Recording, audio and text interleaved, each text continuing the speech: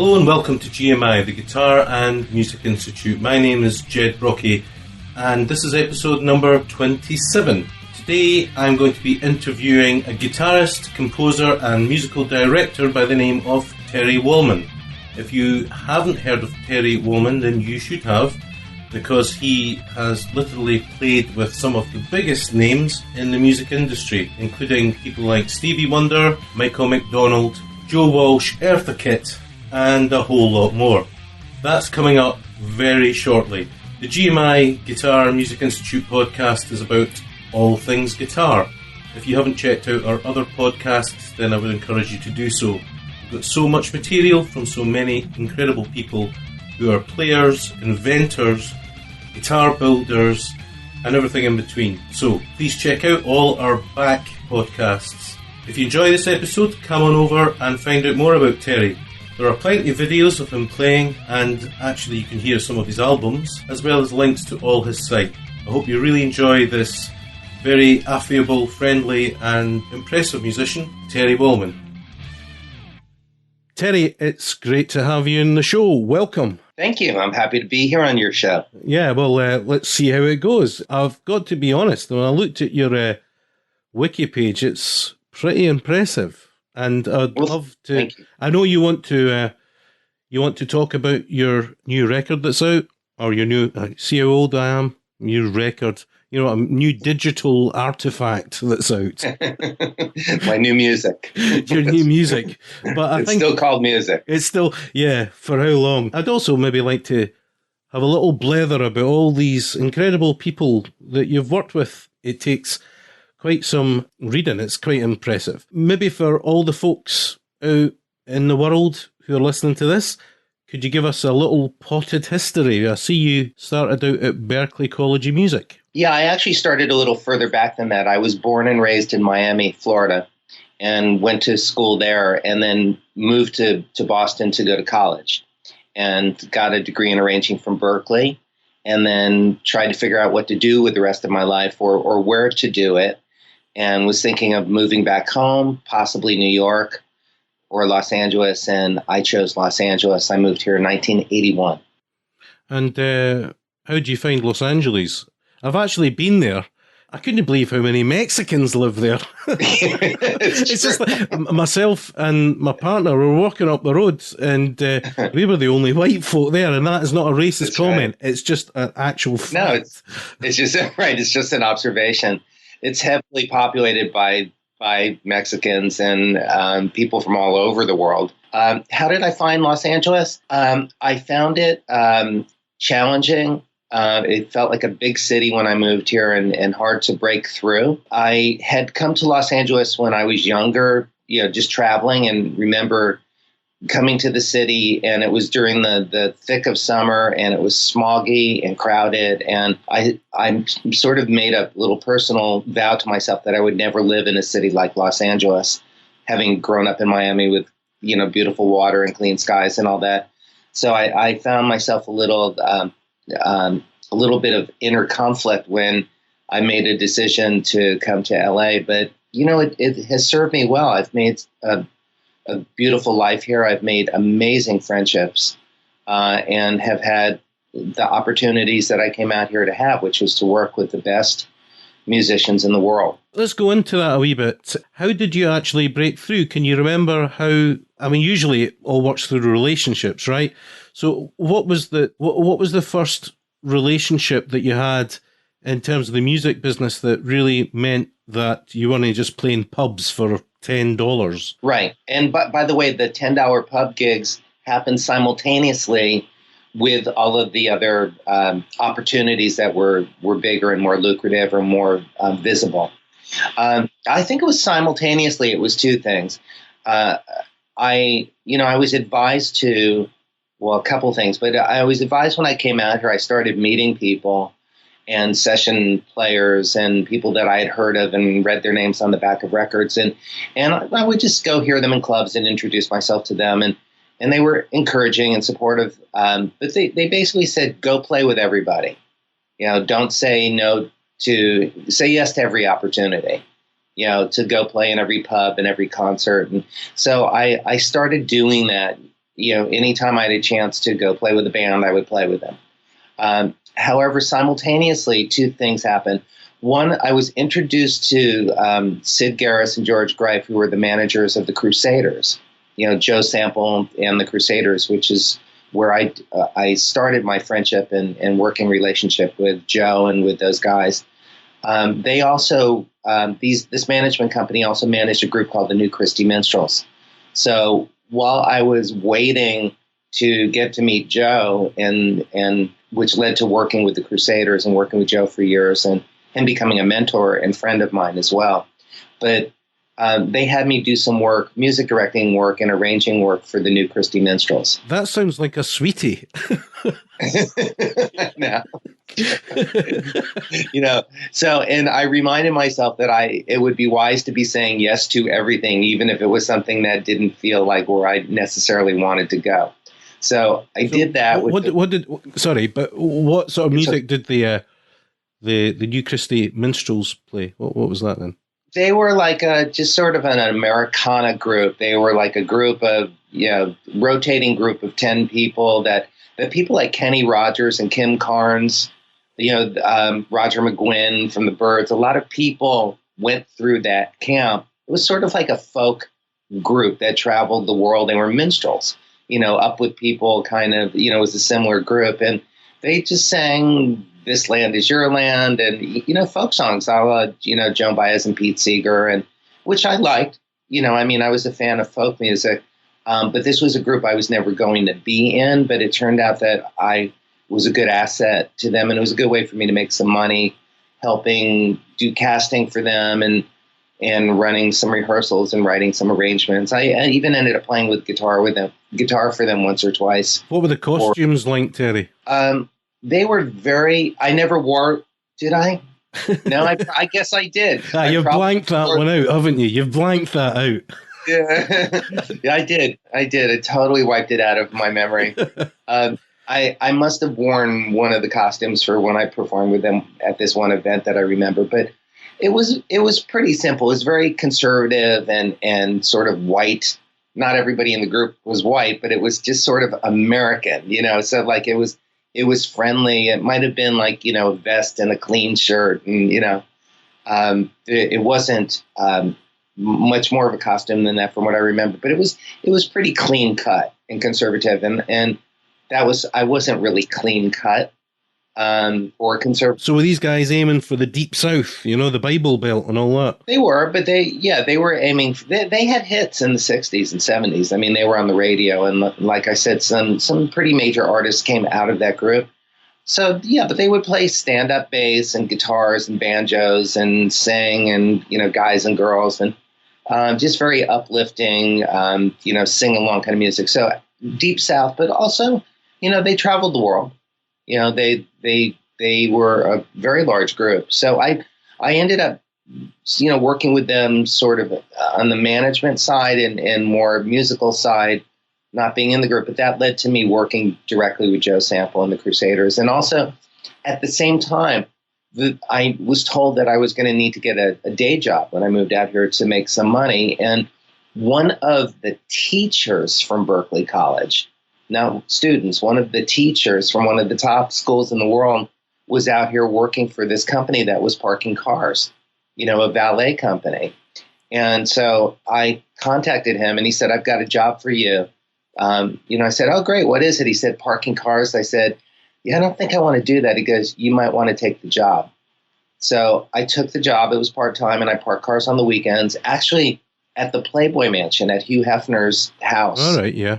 On the weekend. So they were long hours, but it left me a lot of hours during the week to practice and pursue other. Terry, would you get a good wage for parking someone's rich person's car then? No. But I thought you were going to tell me something good there. No, it was a steady wage. Because it was at Hefner's house, we weren't supposed to take tips. All right. So they paid us an extra $1 an hour to not take tips. But every once in a while, somebody would stick a $20 bill in your pocket, and you would say, I can't. They go, no, please. And so, there were some really nice people. But the point is, out of that, experience, I ended up playing in a garage band, literally with a drummer and a bass player. And we would just play, once a week, get together and play and record. And the drummer, who became a good friend of mine and was parking cars with me, was Billy Preston's drummer. Okay. And out of that, I watched my friend Gerald go out on 2 world tours, in the time we were working together. And he came back one time, and the second time or third time. And I said, I'm only going to ask you this one time, because we're friends and I don't want to compromise our relationship. But I didn't move to LA to park cars. I moved here to play music. If there's ever an opportunity for me to audition for Billy Preston, I would be so grateful. And if that comes up, thank you. And it came up. After asking him 10 more times. Right. No, I held true to my word. I didn't bug him about it. And I think partially because of that, when an opportunity opened up, he told Billy, he goes, I got a friend, he's a great guitar player. And I was in there the next day, auditioning. And so how did the audition go? Do you remember? Oh, I do. There were only 2 people auditioning for the position of guitar, myself and another British guitar player whose name I don't remember. That guy's probably now died. He's probably dead now. He went and become a tragic alcoholic and killed himself. Sure. And it's all your fault, Terry. You got that on your conscience. I can live with that. This is the only audition that I've ever had where they introduced the 2 of us and then made the 2 of us play together at the same audition. So we essentially competed. And it was the oddest thing. I didn't even know how to approach, being in a situation like that. It's not anything you learn in school or that there's nothing that can prepare you for that kind of crazy decision. But so I went in, everybody else had already been in the band, and this other guitar player was friends with Billy Preston. So it was kind of loaded, and he was so anyway, we went in and we all just started playing. Billy was singing and the band was playing. It was really loud. I remember that. And I also remember that I was playing so loud, but I couldn't hear myself. Like I couldn't tell. It's just a nightmare, that one. Were your ears itching? It's true. And but the thing is, I couldn't tell who was playing, whether it was me or the other guitar player. So I thought, well, if I can't tell, Billy can't tell either. So I better do something about this. So I turned around and literally turned my amp up to 10, which I never surely not 11. Why didn't you put it up to 11? Fortunately 10 was enough because I turned it up and then I just went right up to Billy and right up by the B3 and just in his face just started playing and smiling and having the best time that I could have. And I got the gig. Fantastic. Yeah. Okay, there's a sudden silence there. I thought and from that. A couple of weeks later, I was, they told me to go to Motown, which was on Sunset Boulevard, the record label, and go pick up records. And I showed up and they had probably, 20 Billy Preston's LPs, full-size albums, no written music, no charts, no list of songs, and basically just said, well, just go learn everything. So I went and just started learning Billy Preston songs by needle dropping, picking up the needle, putting it back. The good old days. The good old days. And again, just learned everything I could. And then we got to Europe and this is so amazing. So we get there and Billy starts to play a song that wasn't on any list. I'm not even sure if it was on any of the 20 records that I had. So apparently I was supposed to know everything, from the catalog, and so I panicked for a second and then I just figured I better start listening and watching and learning as quickly as I can. Did you turn the amp up to 10 and go up to him and start smiling? No, at that point I turned it back down to 6 and just tried to do my job because I already had the job. But I was smiling. I was smiling a lot because I was thrilled to be there. Are you kidding me? It was, that's what I trained for. And to be in Europe with the Fifth Beatle and playing rock concerts. It was pretty exciting. So how long did that gig last for? This is a great story too. It only lasted about 6 weeks. So you learned 20 albums and it only lasted for 6 weeks. That's what I call being shortchanged. Well, we were shortchanged also because we spent about a month in Germany, just playing and bussing all over Germany, which was remarkable, including going into Eastern Germany at the time when the wall was up, and being in Berlin, which is an amazing, exciting city once you got, past the guards. But then I think we had about a week or two in London, and a couple of the shows got canceled. So we were left to our own devices just to walk around and, have fun. I didn't know anybody, but at least I was in a country that spoke the language that I spoke, English. And then we did our concert and came back, and I made the mistake of asking to be paid for the time that I was in England when we weren't working, because all of the musicians agreed that we needed to be paid because we were over there, which meant we couldn't work anywhere else. So we all agreed to stand together, united, and ask to get paid. And then they never gave me the memo that they had decided that they were going to ununite, and it was every man for himself. And so I was the only one left standing when we got back in town, saying we all agreed that we need to be paid for the concerts that were canceled because we were there. And I got fired. I got replaced. And did you ever get your money? No, and I had to make a decision. I had to make a decision that sort of set the course of my career, which is, what am I going to do? Am I going to let somebody walk all over me, and just let them be disrespectful or lie or whatever and not pay, and just continue to head off with the next part of the tour was to Africa, which I really wanted to go to. But, I just thought, well, how do I know if they're going to pay me for that?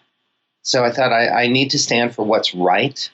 And that's what I did. And they didn't want to have people around that did that, that they couldn't manipulate. So I did get replaced. And it was disappointing, but I feel in hindsight that was the right decision. Yeah, totally, because you need to eat, right? Kind of, right. So I mean, these other guys, it's funny you should bring this up, because I've been very lucky in my career in terms of never being ripped off until last year. That's kind of remarkable. Yeah. It's absolutely remarkable. I eventually got my money, but I don't think it was an English band that came up, and they were wanting a guitarist, and basically said £300 for a night's work, and it was the usual, or you'll get paid cash at the end of the night, because they were going back down to England at the end of the night. Did I get paid the £300 cash at the end of the night? I don't think so, according to where this is going. You know where I'm going with this.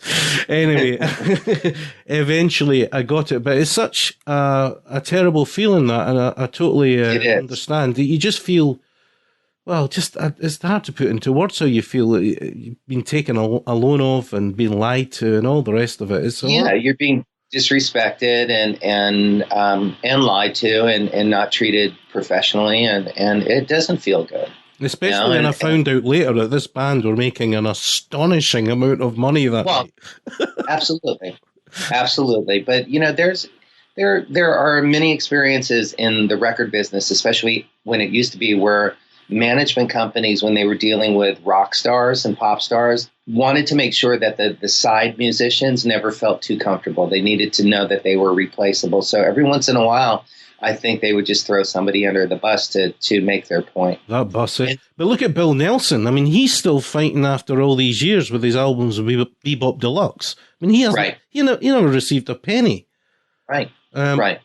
So, I mean, it's so many stories like that. In fact, a friend of mine who's a composer, who's actually on the podcast, Hummy Man, he's good mates with the guy who was the bass player in Spinal Tap. You know the bass player in Spinal Tap, the movie? Yes, I do. I don't remember who played which part. I can't remember his name now, but I mean, they've actually got a lawsuit going on. I think it's still going on, for all the money they never got from that movie. Yeah. Well, look, the music business has never been the most ethical business. No. So anyway, leaving all that horrible stuff behind, you've got no money in your pockets. What happened next? What happened was I came back. I got my old car parking job back, and did that. Did you sell the records? Pardon? Did you sell the records? Yeah, right. But then I put my own band together because I came back and I thought, this was great. I wanted to continue to tour with other artists because I really loved the experience. I still wanted to be making records and being a studio musician. So I just put my nose, down and put my head down and headed continuing in the direction that I wanted to continue in with this now that I had some touring experience, because there's nothing like touring that can prepare you for touring. It brings your game up. You think you're playing music until you get out on a stage and do a concert. And then you realize that the energy level needs to be cranked up many, many notches. It doesn't mean louder. It just means the intensity. So, so I had that awareness until when I started bringing that into everything else I did. And I put a band together. I started playing in other bands. I was writing music for my band to play and started playing in clubs around Los Angeles and other parts of California, maybe Northern California or, the Western region, occasionally going back to Miami and performing and, or in Boston and just developed. And I decided to make my own record, my first record in 1988 as a solo artist. And I knew it was something that I could do and wanted to do. And I did it. And I brought in all these remarkable musicians that I had met from doing studio work. And that began my career as a solo artist. So if you're in LA, have you played the baked potato? Something I haven't. Isn't that funny? You're going to have to play there, man.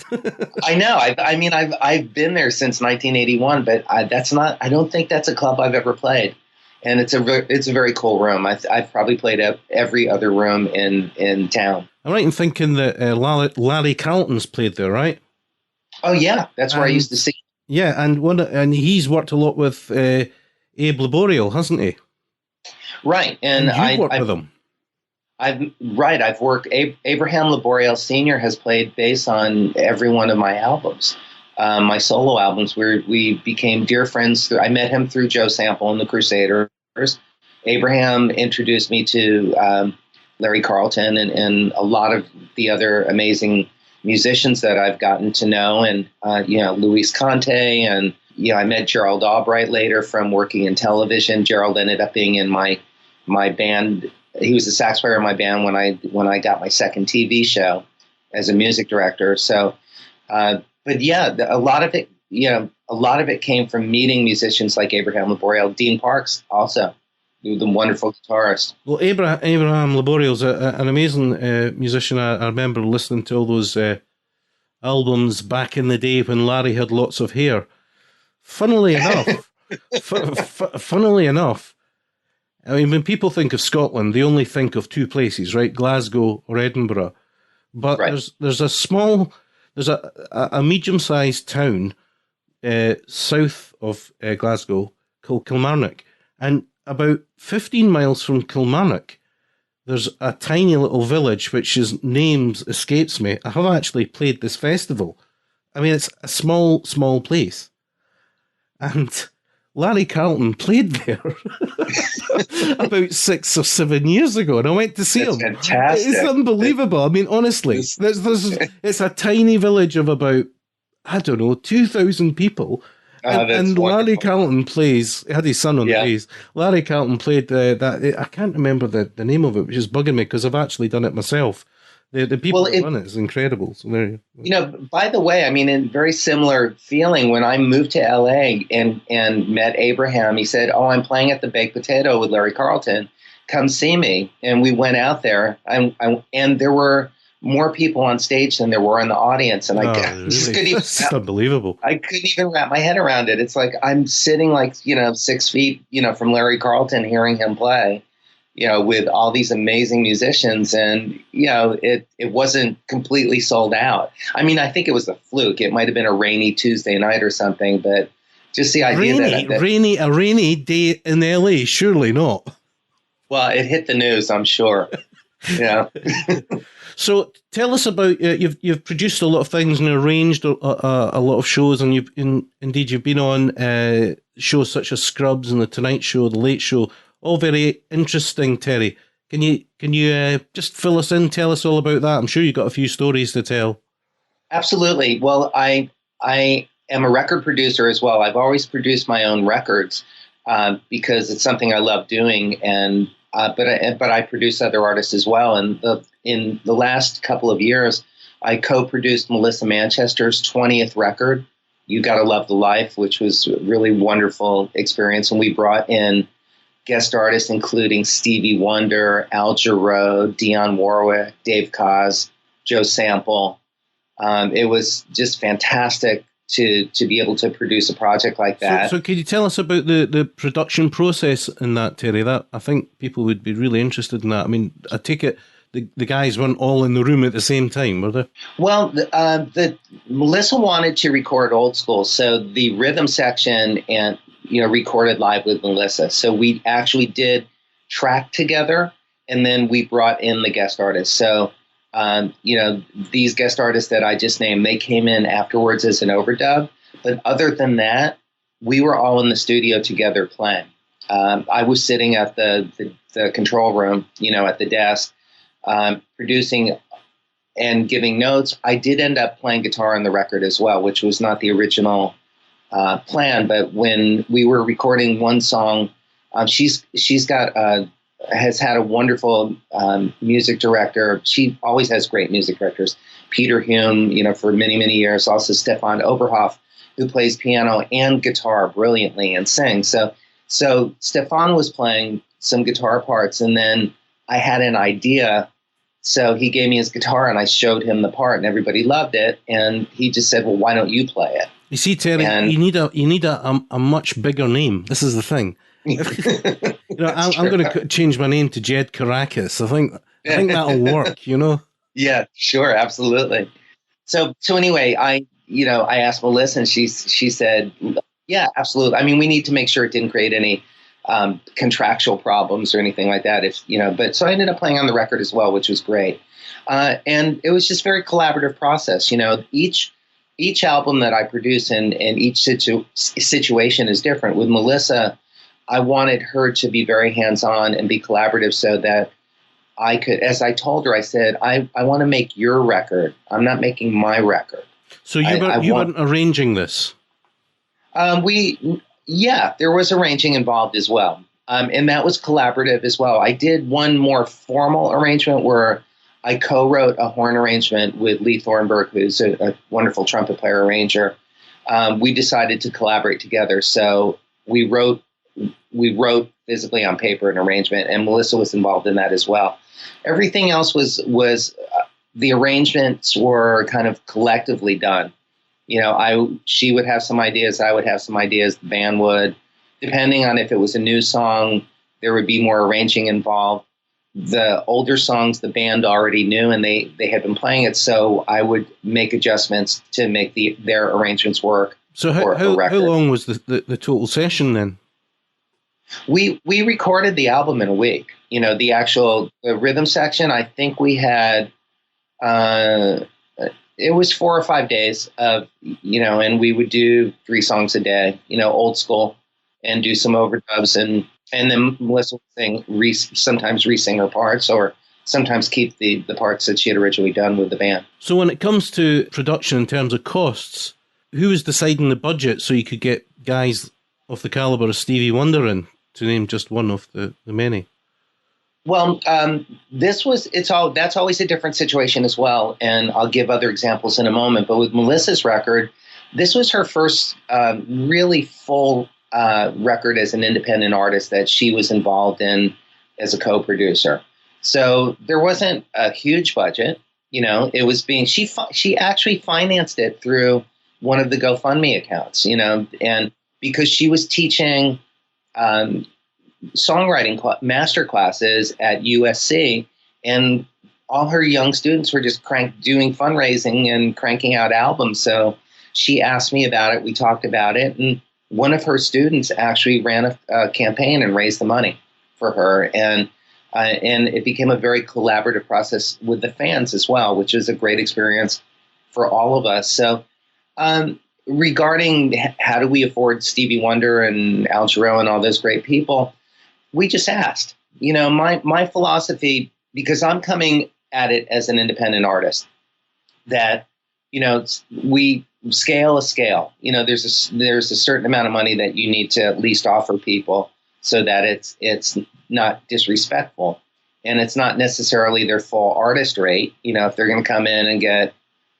20 grand or 50 grand or 100 grand to do what they do, that wasn't going to happen on this record. But if we put them on the contract and paid them, reasonably and fairly, we just asked, would you be interested in doing this? And quite frankly, all of those people that came in, they weren't even concerned about the money. They were just happy to be, supporting Melissa and being a part of this record. And as a matter of fact, Al Jarreau heard about the record because Lenny Castro was playing percussion with us, and then Lenny was doing a new record with Al, and they were talking about it, and they actually called the studio.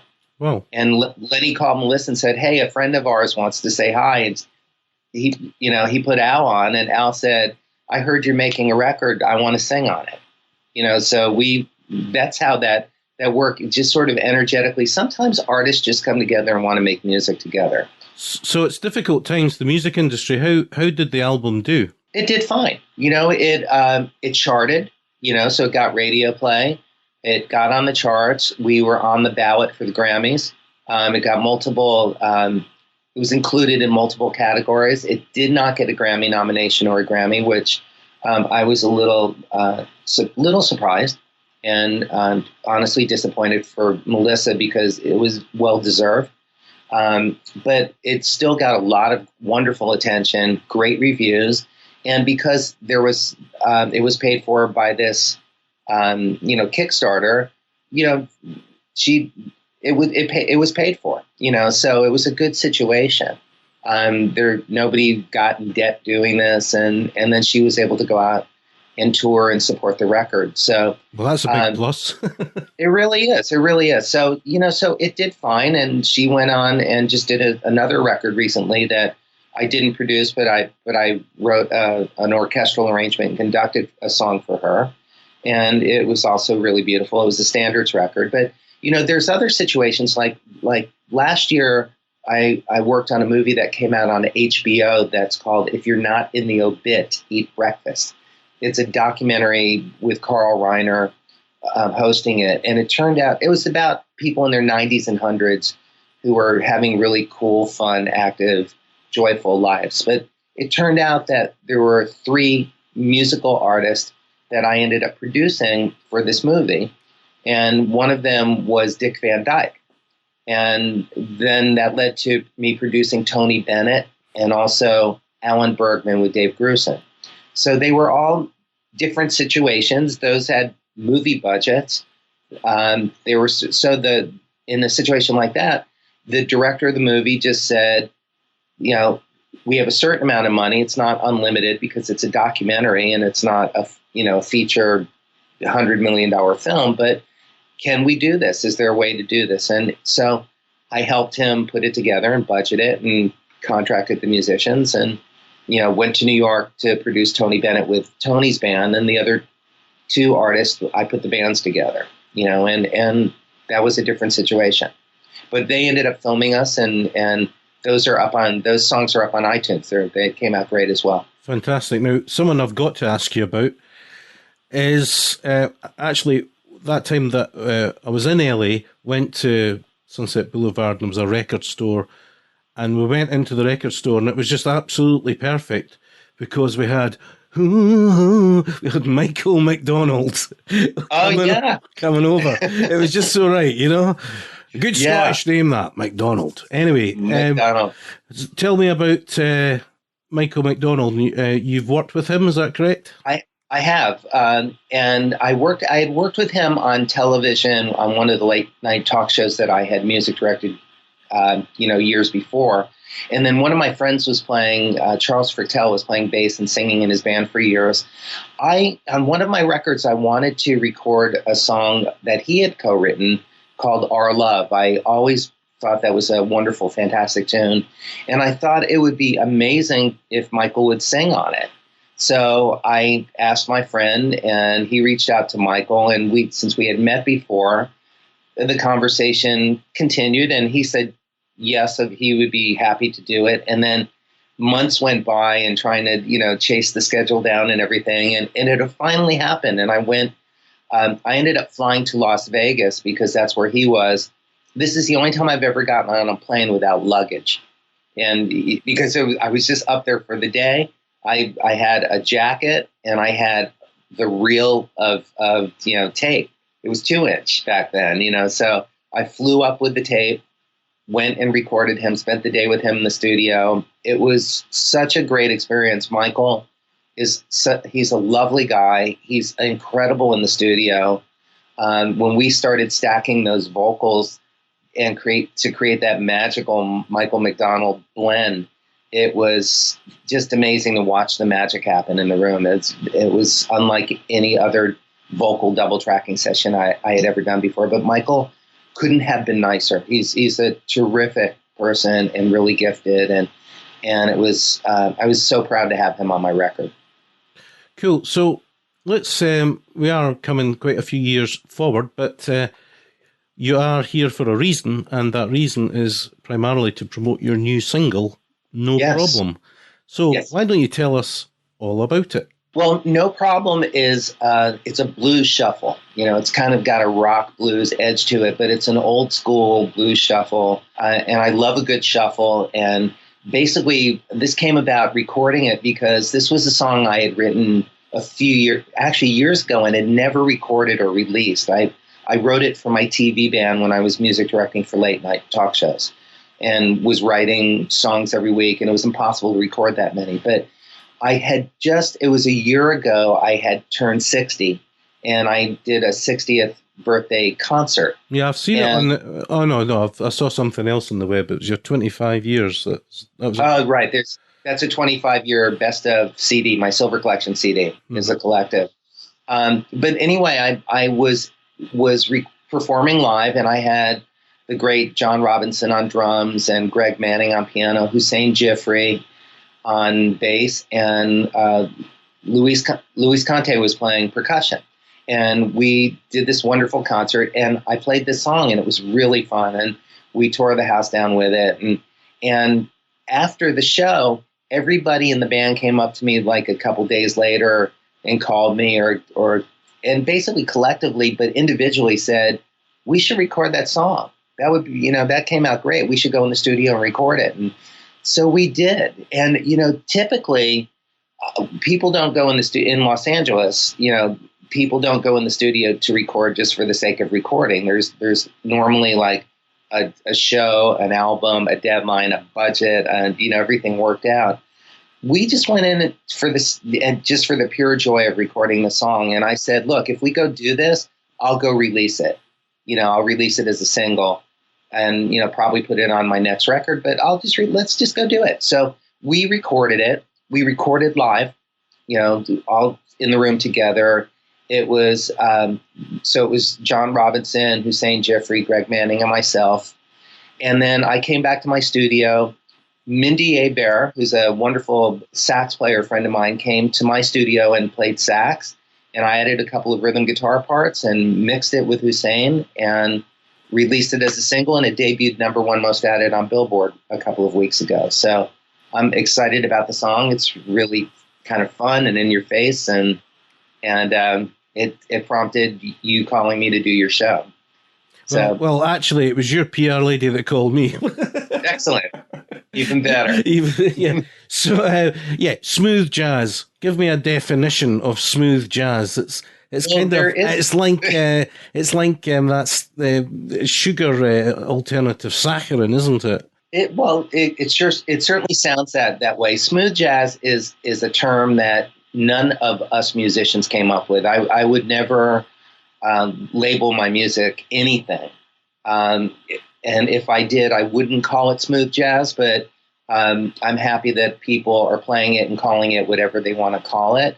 It used to be called, or it was called contemporary jazz for a while. Instrumental pop is another term. I actually consider myself a pop musician that has a rock and a jazz background and influence. But the bottom line is, clearly, if you listen to my new single, No Problem, there's nothing smooth jazz about it in my mind, because it's not watered down or sugared down or anything. It's a, balls out in your face song with us hitting our instruments really hard and breaking a sweat. We were dripping wet at the end of the take, so. But smooth jazz has really changed. Smooth jazz now covers R&B, pop, jazz, blues. You can hear almost any kind of a style. It's become a mashup. So the term smooth jazz has become sort of homogenized. Well, I can't bang on too much about smooth jazz, because some of my tracks were picked up on a smooth jazz radio show. Well, there you go. I was sitting there, wait a minute, I don't want to be. But having said that, back to my fabled trip in LA, we're actually staying at the Roosevelt Hotel. Yes. And as I was going up the lift, and for some reason I mentioned this in the last podcast interview I did, Pat Metheny was on in the lift. Oh, fantastic. Right. So, and I'm sure he's not going to be too bothered about the old kerching. Anyway, yeah. Terry, I wanted to end by asking you about young people. It's a different industry now, different times, and music and the whole way it operates and operates in terms of finance and all the rest of it. It's all changing. Do you have any advice for young people who want to get into the business? Yeah, sure. Of course I do. A big part of what I do is mentor, and I've got my own radio show as well called Making It with Terry Wallman, and it's you can hear it at entertalkradio.com or go to iTunes and hear it as a podcast as well. But we talk about how to make it in the ever-changing landscape of the music business as well. So my advice is the same thing as when I moved out here, which is, work hard, stay focused, show up early, have a great attitude, be of service serve the song and serve your fellow musicians. And I mean, just, look at how you can be likable and of value to people, and don't just, think about yourself when you're playing, but think of how you can make everybody else's job easier. And that could be as simple as, being more musically generous, in leaving space for your other musicians when you're playing, or literally holding a door open for somebody, or grabbing an instrument, or having an extra pencil and handing it to somebody, because those are the things. There's a lot of really talented and incredible musicians in LA, in New York, in Scotland, all over the world. So it's not just about how good you are at what you do, but how good it feels to hang out with you when you're doing it. So just show up and give 100%. Don't save it. There's no doubt there's a lot of nutters in this game. That is so very true. So Terry, I've got to say, it's been an absolute pleasure talking to you. You come across as a warm, great guy, and you've got a lot of stories to tell. And I do. It's just great to hear, in a sense, someone pouring out their life. That's what it basically is. So all that's really left for me to say is to wish you all the best with the single and the other music, and I hope you get up that billboard. I don't know what that means anymore, but I hope, if it means anything, you get up the billboard. It doesn't mean what it used to mean, but it's still important, and it leads to visibility, which leads to conversations like you and I are having right now, and allows me to share the passion that I have for music and the excitement that I have for it and always will have it. And I put that into every song that I record, and I hope you go listen to the song. It's called No Problem. I have actually listened to the song. I've already listened to it. Very good. Thank you. So to anyone else who wants to hear that, I'm going to ask, obviously, once we end this interview, I'm going to ask Terry's permission, or maybe he can send over a cut copy of the song, but there'll be everything you want to know about Terry. I'll put links up to his websites and his Wikipedia and videos and anything else that he wants done, and of course his own talk show. So, Terry, thanks a lot, man. Thank you. It's been a really fun hour. Pleasure to join you. Well, that wraps it up for another week, guys. I hope you enjoyed it, or at least not another week, but another podcast. I've already got a few more podcasts in the locker and working on them, and I'm sure you're going to be interested in them. I certainly was in undertaking the interviews with the various people. All the best to you. Remember, come on over to www.guitarmusicinstitute.com. Love to see you over there, and there are plenty of free guitar lessons and articles. Tell others about it as well. And if you are listening to us on Spotify, hello, it's great to have you on board. So from me, Ged Brockie, until the next time, bye for now.